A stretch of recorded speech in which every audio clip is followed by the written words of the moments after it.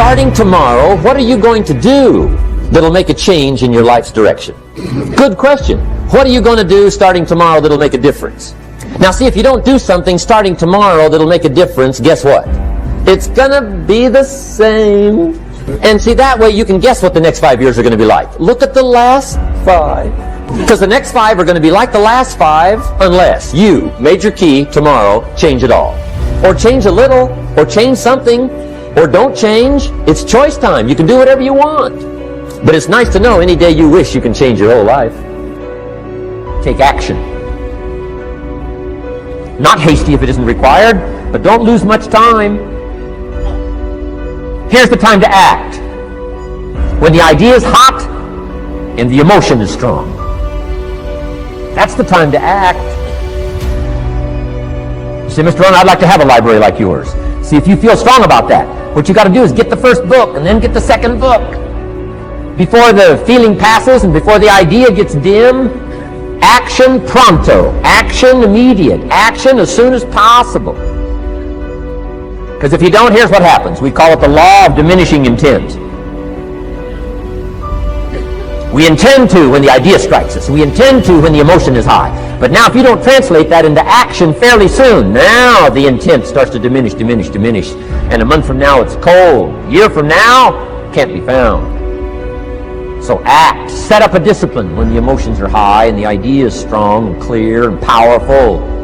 That's the time to set up the discipline. Somebody talks about good health and you're stirred. Say, right, I need to get a book on nutrition.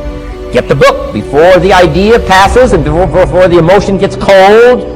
Go for the book. Start the library. Start the process. Fall on the floor. Do some push-ups. Action. Got to take action. Otherwise, the wisdom is wasted. Otherwise, the emotion soon passes. Unless you put it into a disciplined activity. Capture it. Disciplines is called how to capture the emotion and how to capture the wisdom and translate it into equity. Disciplines.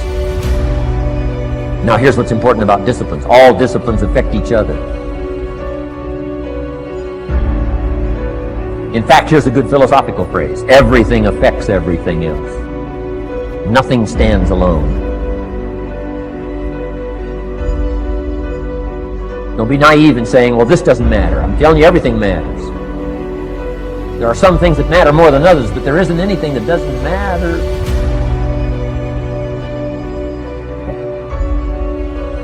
We all pity the man who says, well, this is the only place I let down. Not true. Key to take home. Every letdown affects the rest of your performance. Every letdown affects the rest. This is part of the educational process on personal development. If you don't take the walk around the block, you probably won't do the apple a day. If you don't do the apple a day, you probably won't start building your library. If you don't build your library, you probably won't keep a journal, and you won't take pictures, and then you won't do this, you won't do wise things with your money, won't do wise things with your time, won't do wise things with your possibilities and relationships, and the first thing you know, 6 years of that accumulated, and we say you have messed up.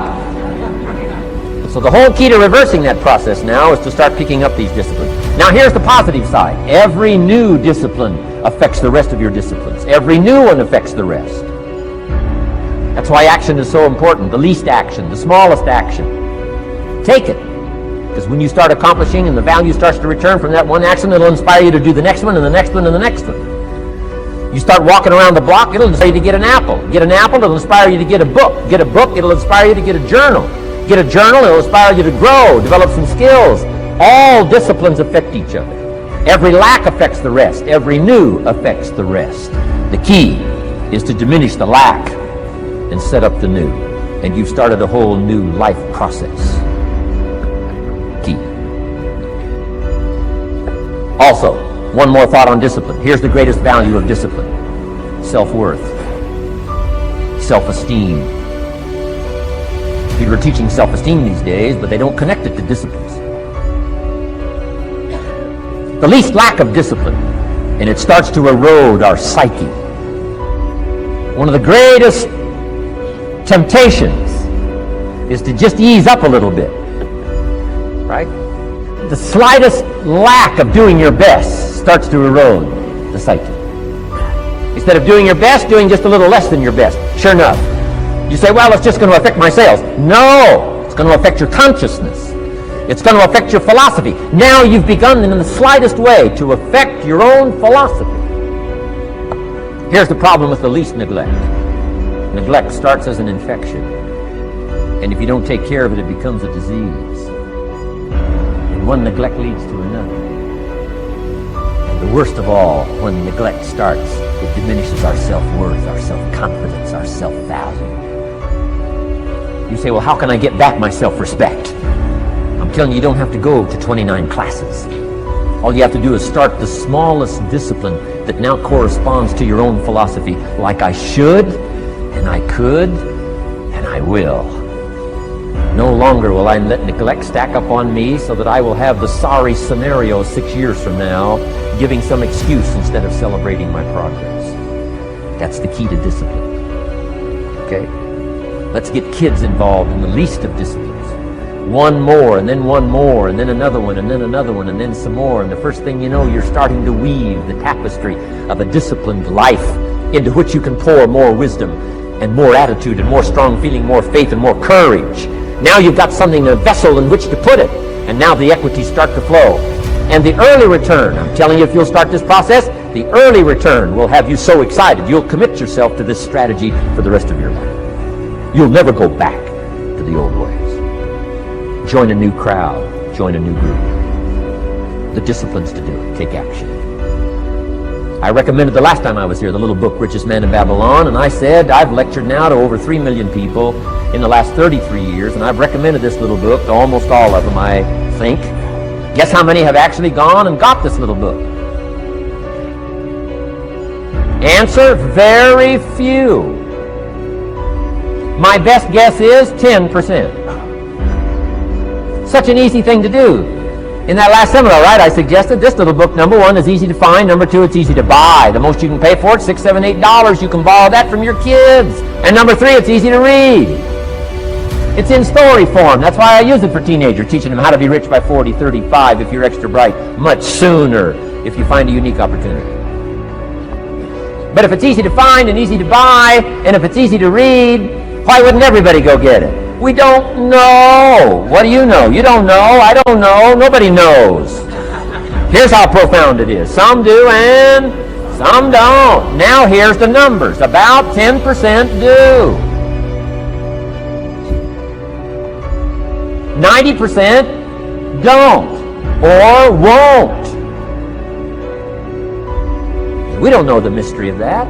And I'm telling you, 10 years from now, those numbers will still be the same. 10% will, 90% won't. The numbers don't change. Only the faces change. You're looking at one of the faces. I used to belong to the 90% who couldn't be bothered even if it was easy. Guess how many people have a library card? Wisdom of the world available. Transform your life in any value amount you want. By the way, how much is a library card in Texas?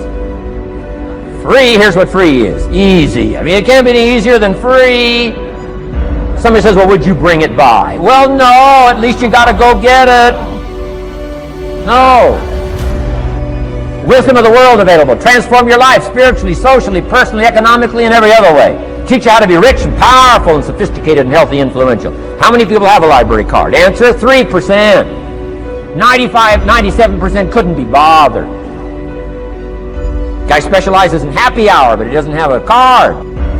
And now readily and quickly blames the government and blames his company and blames policy and blames the pay scale. When if he only knew, if he joined the 3%, here's my advice to you today. Walk away from the 97%. Don't talk like they talk. Don't act like they act. Don't go where they go. Don't specialize in what they specialize in. Throw away the blame list they cling to. Start you a new life. You say, well, is it as simple as getting a library card and the 3%? And the answer is, of course. Of course. That's how easy this stuff is. This is so easy. It's so simple. It's not complex. You don't need a 2,000-year-old guru. You don't need multi-track affirmations. I'm telling you, don't. Affirmation without discipline is the beginning of delusion. Don't let somebody sweep you into some contrary way to nature itself says, unless you labor. The miracle of the seed and the soil and the seasons and God and all the other stuff that's available, sunshine and rain, that's not available to you by affirmation. It is only available to you by labor. So labor well. Okay. Learn well. Discipline yourself well. I used to wonder why two people could work for the same company, one make twice as much money. Now see, that used to puzzle me.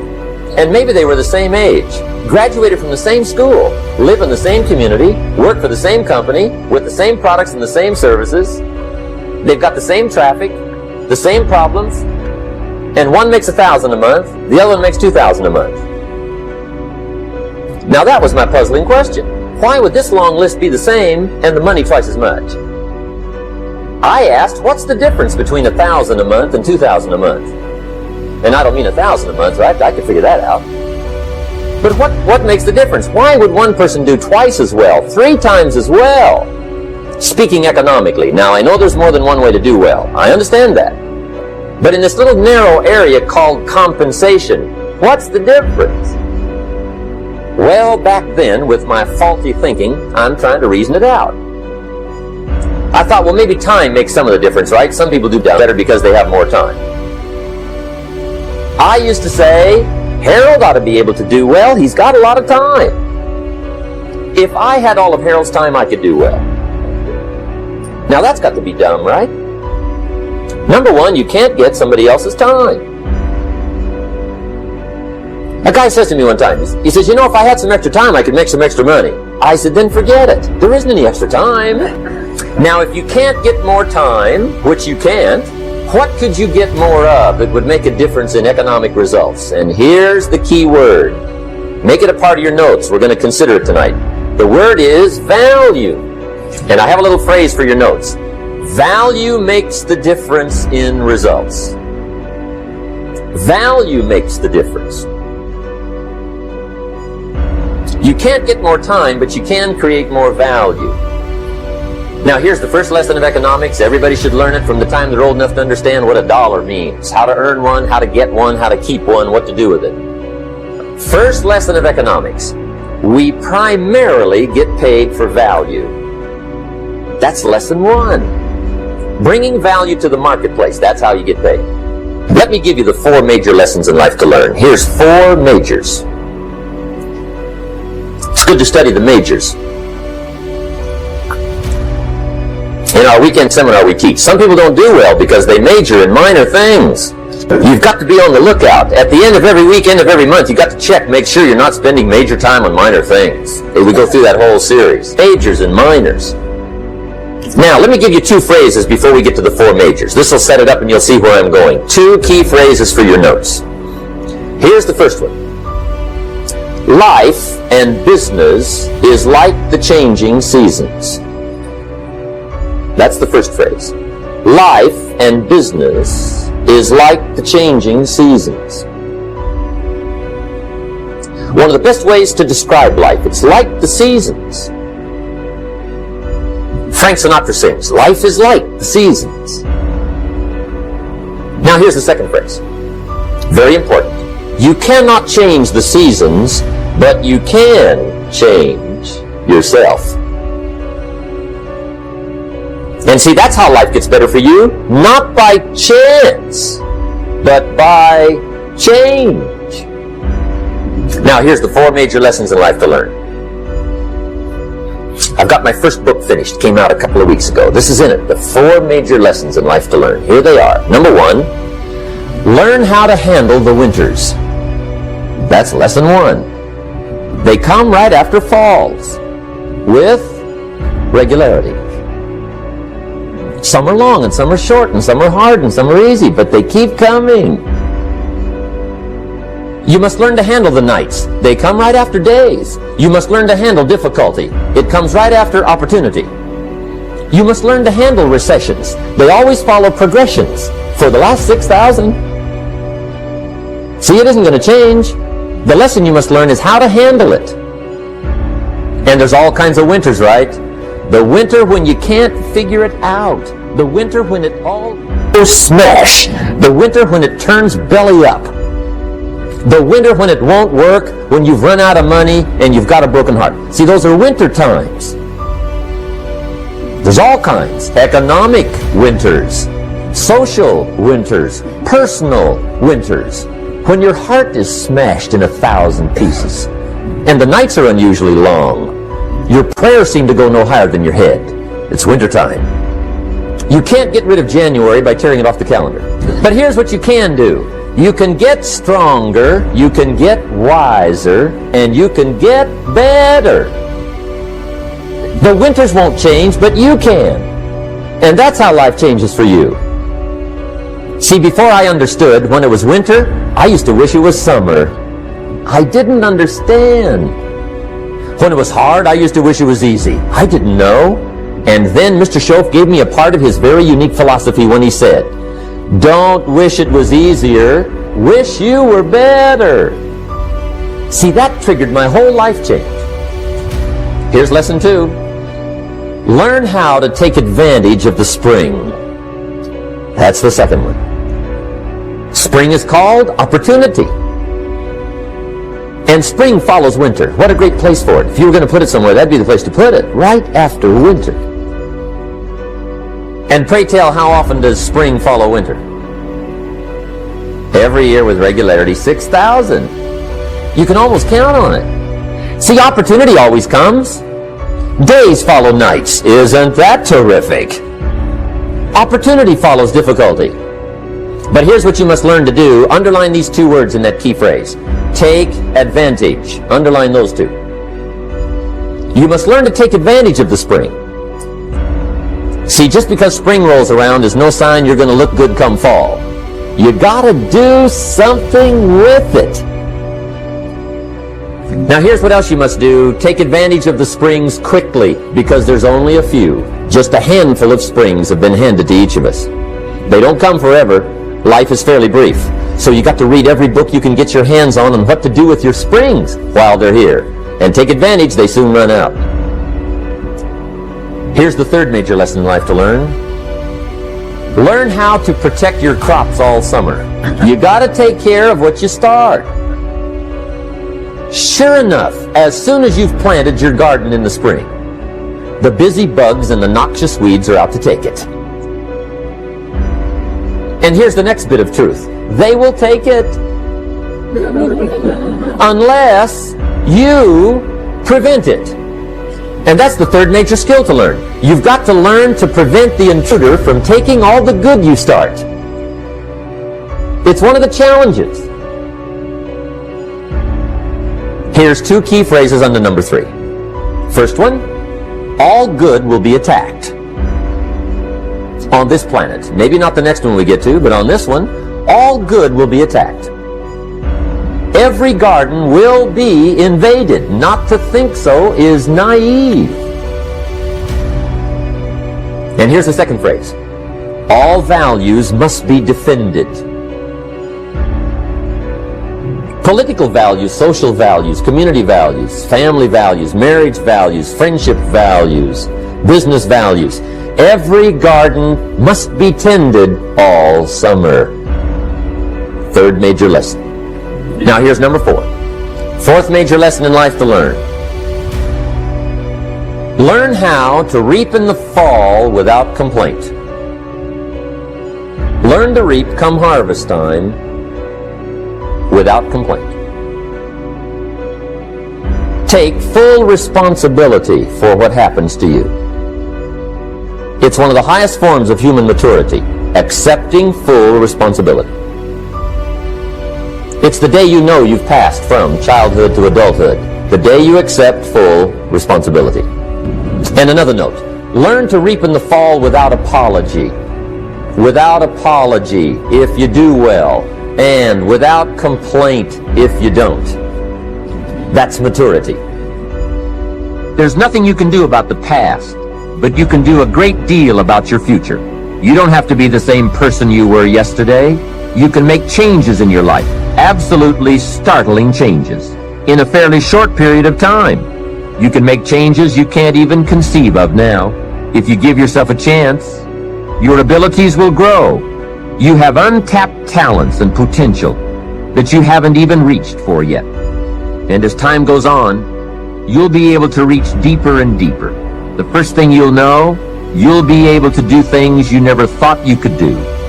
You'll be able to handle things you never thought you could handle. You'll have ideas that you've never had before. All of this is sparked by the goal-setting process. When you know what you want, and you want it badly enough, the answers will come to you. I can't tell you why it works. All I know is, it works. Give yourself a chance to become all you can become, and to accomplish all you can accomplish. Let me give you a Bible philosophy that teaches how to get whatever you want. Here's what it says: ask. That's it. Ask. Of all the important skills to learn in life, be sure to include the skill of asking. What does ask mean? Ask means, what do you want? And the complete formula is staggering. It says ask, and you will receive. Hey, we ought to look into that. The man says, yes, but you work where I work. By the time you struggle home, it's late. You've got to get a bite to eat, watch a little TV, and get to bed. You can't sit up half the night and ask. And this guy is behind on his bills. He's a good worker, hard worker, sincere, but you've got to do better than work hard and be sincere all of your life. You'll wind up broke and embarrassed. You've got to be better than a good worker. You've got to be a good asker.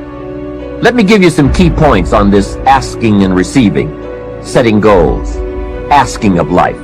Here's part of the philosophy that helped me to change. First, asking starts the receiving process. Asking is like pushing a button, and all this machinery starts working, mental and emotional machinery. I don't even know how it works, but I do know it works. There are a lot of things you don't need to know how they work. Just work them. Some people are always studying the roots. Others are picking the fruit. It all depends on what end of it you want in on. So asking is the beginning of receiving. Second, receiving is not the problem. You don't have to work on receiving. It's automatic. So if receiving is not the problem, what is the problem? It's failing to ask. The man says, I see it now. I got up every day this year and hit it hard, but nowhere in my house is there a list of what I want from my life. Can you see? Good worker, poor asker. Third, receiving is like the ocean. There's plenty, especially in this country. It's like an ocean here. Here, success is not in short supply. It isn't rationed so that when you step up to the window, it's all gone. No.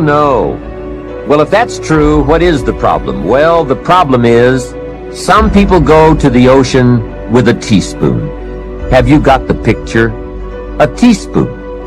What I suggest you do in view of the size of the ocean is trade your teaspoon for at least a bucket. And you will look better at the ocean with a bucket. Kids won't make fun of you. Now here's something else to remember about asking. There are two ways to ask. One is ask with intelligence. It didn't say ask intelligently, but I'm sure it meant that. Don't mumble. You won't get anything by mumbling. Be clear, be specific. Intelligent asking means how high, how long, how much, when, what size, what model, what color. Describe what you want. Define it. Remember, well-defined goals are like magnets. The better you define them, the stronger they pull. And give your goals purpose. Answer both questions. What do I want? That's the object. And the second question, what for? That's purpose. Purpose is stronger than object. What you want is powerful and it will pull. But what you want it for is more powerful. Here's the second way to ask. Ask with faith. Faith is the childish part. It means believe you can get what you want like a child, not an adult. Many adults are too skeptical. They've lost that wonderful childlike faith and trust. Don't let that happen to you. Believe in, have faith in yourself and your goals. And get excited like a child. Childlike enthusiasm. Nothing can beat it. Kids think they can do anything. How exciting. They hate to go to bed at night and can't wait to get up in the morning. Develop that kind of enthusiasm toward your life and your goals. And be curious like a child. Kids can ask 1,000 questions. Just when you think they're finished, they come up with 1,000 more. They'll drive you to the brink. But it's really a virtue. Have plenty of curiosity. Ask questions. That's how you learn. Here's the next one. Look around. You might have overlooked some people that need to be recognized. You might have overlooked some talent that you could be using to help in the training and conduct meetings. Don't miss some of the gifts that are close by you. Look around and say, who's doing a good job that maybe I've missed this last year? Look around and see if there aren't some people who need to be lifted up, who need your inspiration, who need your presence, who need your time. Here's the next one. Look down to the work.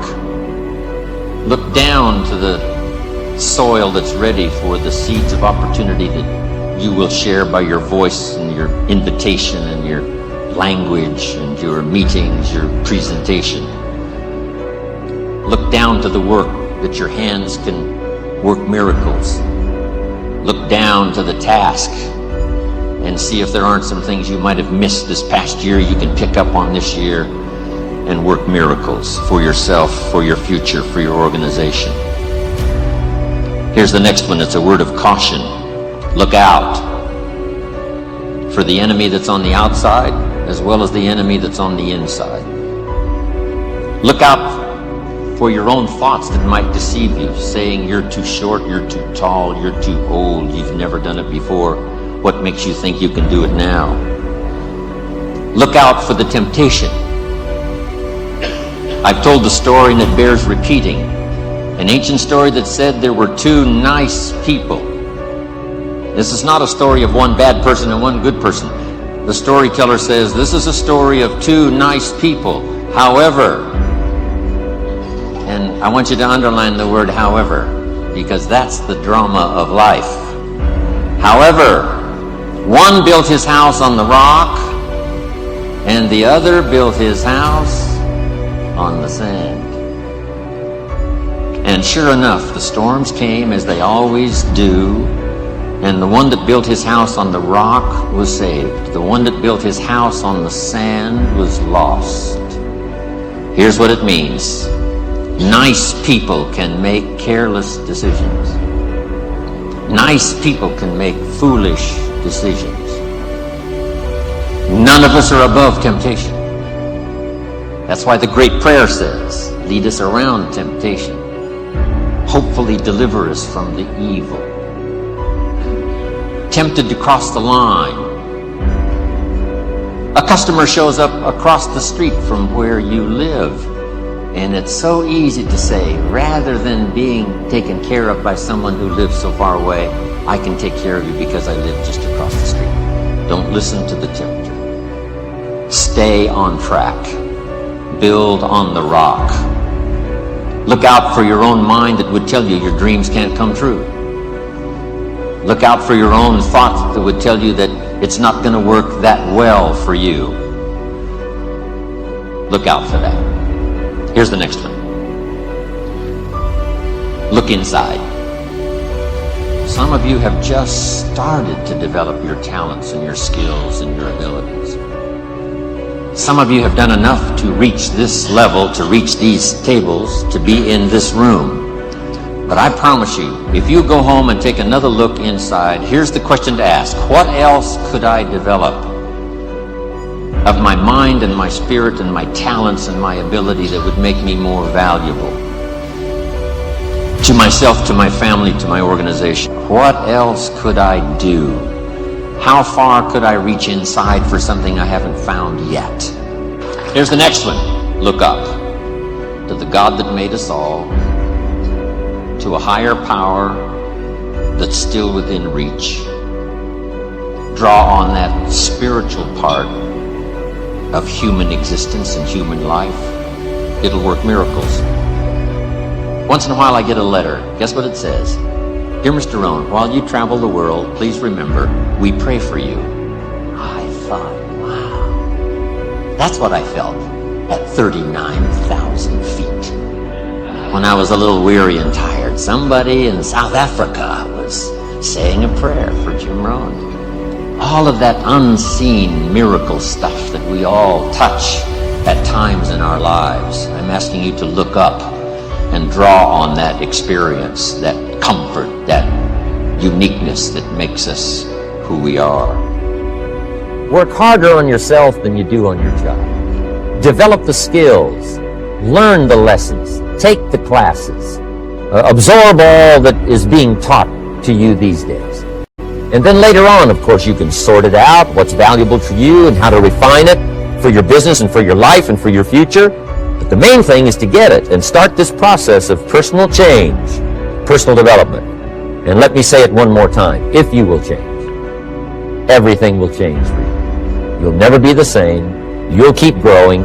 As you look back on a few months, look back on a few years, you won't believe the progress you can make. Economically, your relationship with your family, your friends, and whether you're in sports or economics or whatever, I'm telling you, that whole process of committing yourself for personal change, personal value, can really make your life unique and worthwhile. Now let's cover the second subject, on setting goals. Mr. Chef gave me some tips on setting goals that changed my life forever. And I want to share those with you. So let's talk about setting goals, and I also want to tie it to personal development. And you'll see how I'm going to do it as I progress here. Setting goals. We need to take a look into the future. There are 4 things to consider in terms of attitude. One is how you feel about the past. Best advice I can give you on that is treat the past as a school. Let it teach you the mistakes you've made, the things that went wrong, the things that didn't work. Don't use the past as a burden to carry, and don't use the past as a club to beat yourself to death. Past losses, past failures, past mistakes. But let the past be a school. Tough school maybe. We've all been through some tough stuff. So if you feel good about the past, draw from it for experience and let it teach you. Then next is how you feel about the future. We've got to have the future well designed. The future is called the promise. And here's what we teach in our leadership series. The promise of the future can be an awesome force for your own future. The promise of the future, designing the future. There's 2 ways to face the future. One is with apprehension, and the other is with anticipation. I promise you, in my travels around the world, most people face the future with apprehension. And here's why. They don't have it well designed. They've sort of left that up to someone else to fix. But here's the best way to face the future, with anticipation. And you can face the future with anticipation if the future is clear, if the future is well designed. And I would like to have you consider some thoughts with me that help me to really change my future by giving it some thought and some consideration. And here it is. In setting goals, it's very simple. Number 1, decide what you want. You just take a little time. You sit down and say, what do I want? What kind of skills do I want? What kind of income do I want for the future? What would I like? Where would I like to go? Places I'd like to visit. Habits I'd like to acquire. Skills I'd like to have. You just take a little time to think about what you want. Economics, friendships, people you'd like to meet, places you'd like to go. You just take some time. And then I suggest, when you've thought about what you want for the future, make a list. Just jot it all down. So really a very simple process. And then here's number 3. Keep all the old lists. I'm telling you, this served me so well, keeping my old list of goals. I look back now 10, 20 years ago at goals I set, lists I made, and I smile now because here's what I thought was so important, 20 years ago. Now some of those things aren't even on my list. I've got a new list. I've grown. I've changed. I've matured. But I give you that advice. Decide what you want. Number 2, write it down. Number 3, keep the old lists. And then here's number 4. When you get something that's on one of these lists, check it off. Part of the fun of having a list is checking it off. And then if you can add some drama to checking it off, see, that's what really helps. I set a goal to go to Spain many, many years ago. And when I finally made my first trip to Spain, I had that journal with me that had that list in it. And while I had my journal on my lap, waiting for the wheels to touch down in Madrid, I waited until the wheels touched the runway, and I checked it off. Just adding a little drama. So, part of the fun of having a list is checking it off. Now, here's what's important about the lists and designing your future. If the future gets clear, the price gets easier. Because you got to remember, for every promise, there's a price to pay. Everybody's got to pay the price. Everybody's got to do the deal. Everybody's got to do the disciplines. Everybody has to pay. But here's what I've discovered. If the promise is clear and powerful, the price is easy to pay. The price is some classes. The price is a few books. The price is a few disciplines. The price is finding something that'll make your life better, make you grow, make you change, make you develop. So the first part of the key is to design the promise. Then, what is the price to pay? I'm telling you, the price will be easy. Anybody in my audience can pay, no matter where you are, where you come from. Color doesn't matter, religion doesn't matter, where you grew up doesn't matter, circumstances don't matter. I'm telling you, if you'll make the promise of the future clear for yourself, the things you want, the places you want to go, the things you want to have, the person you want to become, the skills you want, the homes you want, the future you want, the friends you want, all of the values of life that you could possibly want. If you make that clear, make those lists, and be serious about it, I promise you it's an easy price to pay. Anybody can pay it.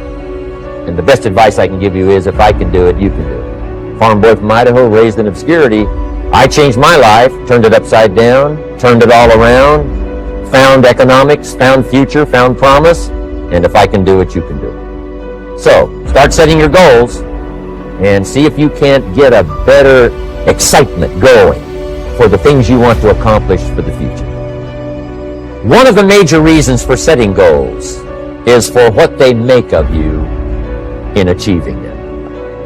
My teacher advised me when I first got started at age 25, he said, "Jim, why don't you set a goal to become a millionaire?"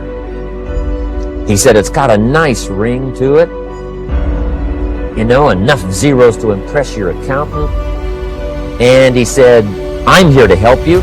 You're only 25 years old. You've been to 1 year of college. You've got a beautiful family, every reason to do it. Why don't you set a goal to become a millionaire?" And he said, "Here's why." And I thought, he doesn't need to teach me why. Wouldn't it be nice to have $1 million? He said, "No, then you'll miss it." He said, "Here's why. For what it will make of you to achieve it." I'm telling you, that statement changed my life. Set the kind of goals that will make something of you to achieve it. He said, "Now, once you become a millionaire, what's important is not the money." I thought, that's kind of strange teaching. He said, "Honest, it isn't important." He said, "You could just give the money away." Now, I did better than that. I lost it all. By the time I was 31, I was a millionaire. By the time I was 33, I was broke. And I'll tell you a little bit about that story later. But when I lost all my money, guess what? I found out Mr. Schoaf was right. What was valuable was not the money. What was valuable was what I became to earn the money. The skills I had, the knowledge I had about the marketplace, the values that I had going for me. They were more valuable than the money. And here's an important statement to remember. It's not what you get that makes you valuable. It's what you become. So part of the key here is to set the kind of goals that will make something of you. Don't set them too low so that you don't have to grow and you don't have to read and you don't have to try and you don't have to stretch. Don't set them too low. And then don't sell out. Don't go for something that's going to cost you your virtue or cost you your values or sell out your principles. There's a good middle road here to follow. Goals that will inspire, goals that will help you grow, change, develop, and become better than you are. Okay, now let's talk about financial independence. How to become rich by 40, 35 if you're extra bright, much sooner if you find an opportunity like I did. Let me show you how I did it. Financial independence. I like the phrase financial independence. Some people are a little bit concerned about using the word becoming rich or becoming wealthy, and I can understand that. I struggled a little bit with this. Is it okay to go for becoming rich, go for becoming wealthy? And maybe that's a bit too strong a word or strong a term, so Here's what I've come up with that I think is comfortable for me, and that is how to become financially independent. I think it's every person's heritage here, especially in America, to become financially independent. Now, let me give you my definition of financial independence. Financial independence is the ability to live from the income of your own personal resources. Financial independence. Now it depends on how you want to live. If you need $2,000, $3,000 a month, if you need $4,000 or $5,000 a month, if you need $10,000 a month, some people may need, $100,000 a month. But whatever you would need to live, and you could earn that living from the income of your own personal resources, that's what I call financial freedom, financial independence. And let me show you how to acquire it. If you start at age 15, between ages 15 and 35 is 20 years. And in my personal opinion, based on my own studies and my own experience, 20 years, in my opinion, is enough time to become financially independent. If you're not, you don't live in the wrong country. Probably what's happened is you have the wrong plan. And it's easy to be a nice person with the wrong plan. I found that when I was 25 years old. I was broke at age 25, and I was a nice guy. You would have liked me. But I'm telling you, my plans up until then, especially my financial plan, left me broke. I totally changed it the next 6 years, and I became financially independent. So I know what I'm talking about. It is possible in a reasonable amount of time, 15 to 35, whatever, 20 years time, enough time. You can do it in a much shorter period of time, like I did if you want to. But this is a reasonable enough time. But here's number one. First of all, you got to have the right philosophy. Philosophy is our ability to gather knowledge and sort through it and decide what's valuable. To develop a philosophy about life, a philosophy about our health, a philosophy about our family relationships, a philosophy about economics. And if you develop the right philosophy, that's what helps to set this sail, so that in 6 years it takes you where you want to go, instead of winding up like I did that first 6 years of my economics, broke, no money, empty bank account. The right philosophy. Now let me give you a couple of philosophies to consider. Here's the first one. It's called the philosophy of the poor. And here it is. Poor people usually spend their money and invest what's left. That's the philosophy of the poor. Now here's the philosophy of the rich. Rich people invest their money and spend what's left. And here's the startling answer. It really doesn't matter what the amount is. What's most important is not the amount. What's really important is the philosophy. So I would ask you to adopt this philosophy of spending after you have invested. Invest first, then spend. And I've got a little formula that I'm going to share with you. Now, what should a child do with a dollar? I mean, there's a lot of debate going on, I'm sure, across the country on what a child should do with a dollar. Here's one opinion. It's only a child and it's only a dollar. What difference does it make? Well, in my opinion, it makes all the difference in the world. A person's economic future starts with a child with a dollar. Somebody says, oh, no, you're only young once. Let him spend it all. Well, when would you hope that would stop? Somebody says, well, wait till he's 50 and broke like me, and then he'll learn. Well, no, we don't want to wait that long. If I would have known earlier than age 25, I would have changed. In high school, if they would have had classes called Wealth 1, Wealth 2, I'd have taken both classes. I would not have waited until age 25. So, the earlier the better. So, what should a child do with a dollar? Here's the simple premise to begin with. Don't spend it all. And if a child wants to spend the whole dollar, you got to say, hey, don't spend it all. Don't spend it all. They'll say, why not? It's my dollar. I earned it. You say, I know you earned it, but don't spend it all. They'll still say, why not? Say, let me show you why not. So you put them in your car, take them to the other side of town, and show them where people live that spend the whole dollar. Just drive them around. Kids learn best by visual. Just drive around and say, would you like to live here? Kid says, no. Would you like to live like these people live? Kid says, no. Then you can't spend the whole dollar. So, kids will get the message. So, take them to the other side of town, show them around, unless you already live there, and then just show them around. Anyway, Don't spend the whole dollar. Now, let me give you my best view of what to do with the dollar. And I promise you, if you started at age 15, now if you're over 15, right, you've still got plenty of time. You still got 20 years. You know, if you're 30, you still got 20 years. I mean, you know, you still got plenty of time to start what I'm about to share with you. What to do with the dollar. Here's my first bit of advice. Never spend more than 70 cents. Never spend more than 70 cents. Now, you got to pick some number, and the number you pick is going to be determined by your philosophy. It's going to be determined by what you've been taught or your experience teaching yourself. When I first met my teacher, Mr. Schoaf, I was at about 110% of each dollar. You know, I'm down at Budget Finance, hawking my furniture and my car one more time. And then I learned a whole better formula for financial independence. Number one, don't spend more than 70 cents. Now, kids say to me, well, okay, what do I do with the other 30 cents? And here's what I teach them. 10 cents for charity.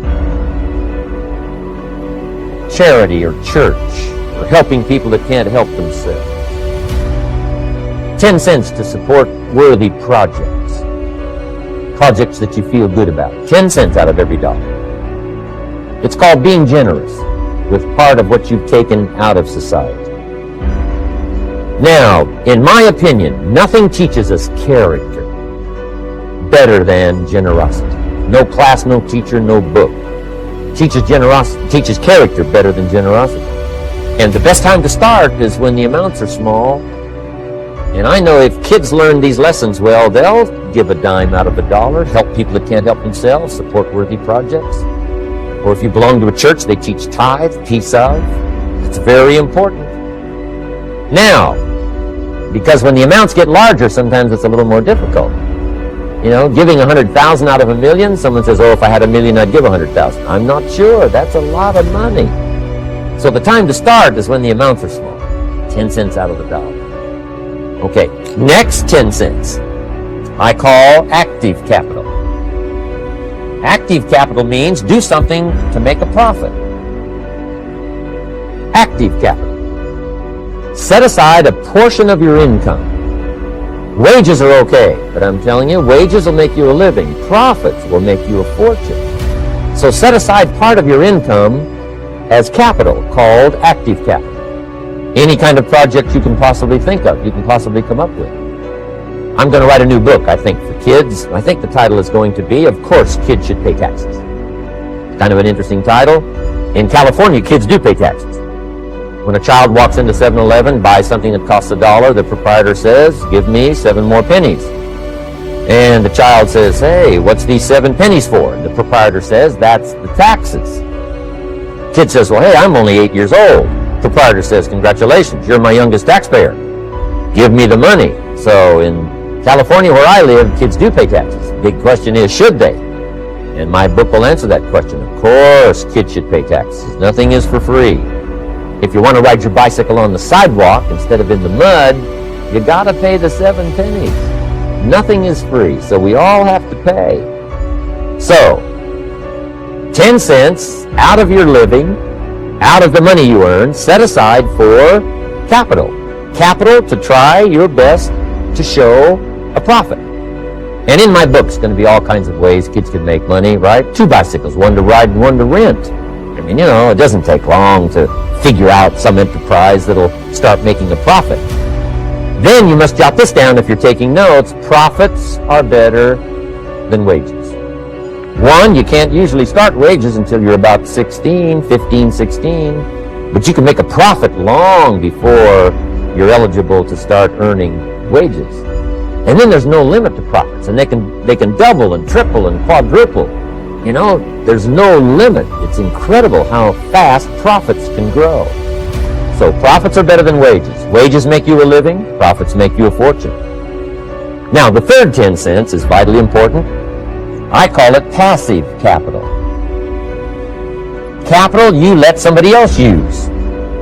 A financial institution, stocks and bonds, mutual funds, whatever. Let someone else use it. You furnish the money.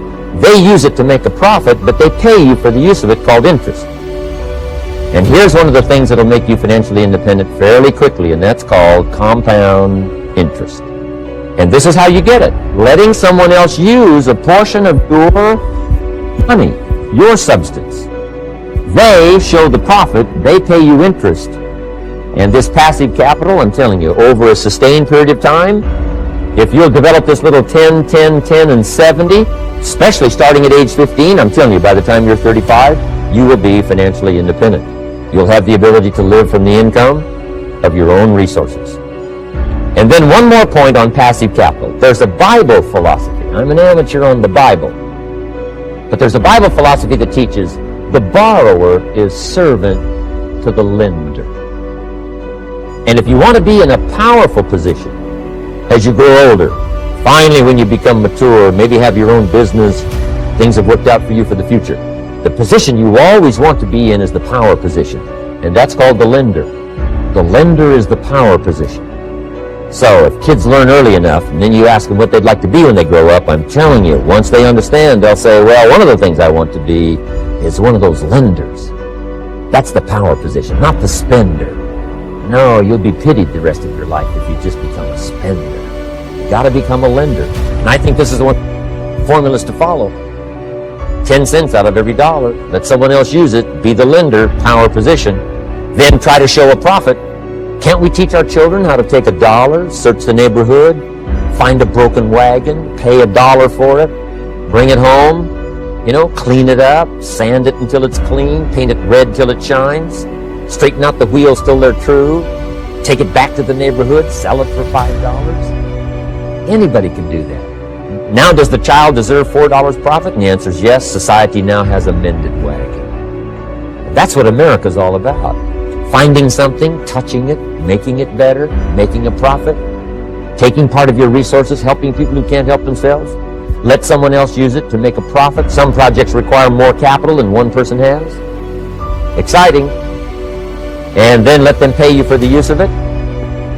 America's had this philosophy now all these years. Communism has taught all these years capital belongs in the hands of the state, not in the hands of the people. We've been teaching all these years capital belongs in the hands of the people, not in the hands of the state. And we turned out to be right. Capital in the hands of the kids, capital in the hands of the people. Enterprises that make a profit, enterprises that grow.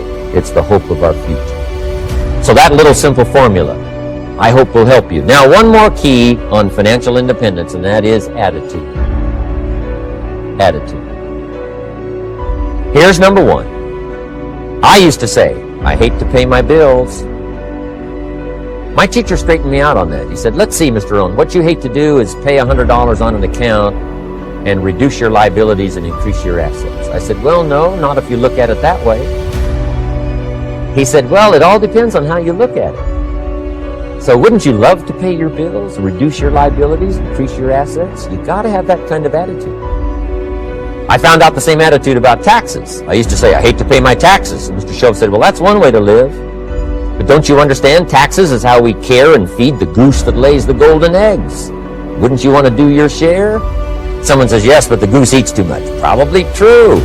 But hey, we all eat too much. We all need to go on a diet. Better a fat goose than no goose. So I finally became a happy taxpayer.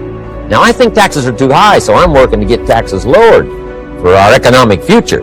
But then whatever they turn out to be, I gladly pay and do my part, because that's what makes the whole system run, each of us doing our part. Now, I want these three subjects to be valuable for you. I want them to have meaning for you. I want you someday to be financially independent. I want you to have the personal development so that you feel good about yourself. If I had a chance to meet you someday, I'd like to have you show me the list of goals that you got started and say, Mr. Rohn, here's some I've already checked off. Here's the books I'm reading. Here's what's happened. I'm developing the skills. I'm better this year than I was last year. I've got more self-confidence. My skills are developing. That's what I want for you. And now I'd like to leave you with these 4 questions called questions to ponder. These questions were valuable for me, and I want to make them valuable for you. Here's the first one. Why? We all ask why we should work this hard. Why take that many classes? Why go to school that many years? Why take the notes? Why read the books? Why work that hard? Why put yourself through the push-ups and the disciplines? Why? Good question, why? Best answer to why, I think, is the second question. Why not? Why not see how many books you can read, how many classes you can take, how many skills you can develop? Why not see how valuable you can become to the marketplace and to your friends and to your family? Why not see what you can make of yourself? Why not see how far you can go, how much you can see, how much you can earn, how much you can share? Why not? That's the heritage all of us have, in America especially, is to see what we can make out of our lives now that we've been given this extraordinary opportunity. Now, my third question I'd love to ask you in person. But since I can't do it in person, I want to ask it of all of you. But I want you to take it personally. And my third question is, why not you? Why not you? With good self-esteem. Why not you starting to change and setting goals?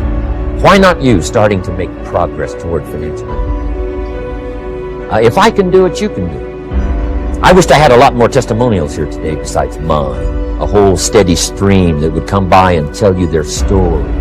Someone who started with nothing, finally run a big enterprise. A mother who was on welfare, now she owns her own business. In addition to my story, I wish I had a lot more. And if all of them told their story, guess how they would probably wind up their story? They'd probably say, just like me, why not you? If we can read, you can read. If we can change, you can change. If we can figure it out, you can figure it out. If we can turn it around, you can turn it around. There isn't anything you can't accomplish. That's what those testimonials would say. And so I want to say it to you personally. Why not you? You've got the brains. You've got the stamina. You've got the vitality. You've got the interest. You've got your life ahead of you. You've got the future. You can do it. If anybody can do it, you can do it. If one of us can do it, hey, we all can do it. And now here's my last question. Why not now? This is a good time to set your goals, work on yourself, work on your skills. What a good time to get it together. What a good time to start this process. Personal development, growing, changing, developing, having a good plan for your money and for your life and for your future. Why not now?